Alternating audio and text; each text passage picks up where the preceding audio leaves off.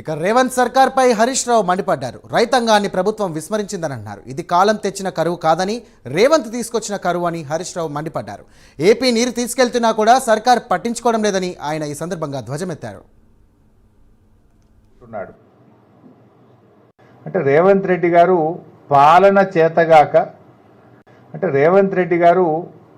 చేతగాక ప్రకృతిపై నిందలు వేస్తున్నాడు.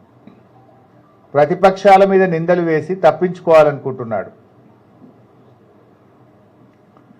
ఇది కాలం తెచ్చిన కరువు కాదు, రేవంత్ రెడ్డి తెచ్చిన కరువు. ఇది ఎందుకు ఈ మాట నేను అంటున్నా? దేవాదులలో O&M కాంట్రాక్టర్కు 7 కోట్ల రూపాయల బిల్లు ఇవ్వకపోవడం వల్ల 33 రోజులు పంపులు మోటార్లు ఆన్ చేయలేదు. 33 రోజులు ఒకవేళ పంపులు మోటార్లు ఆన్ చేసి మన రిజర్వాయర్లన్నీ నింపి పెట్టుకుంటే ఇవాళ ఈ కరువు వస్తుండేనా?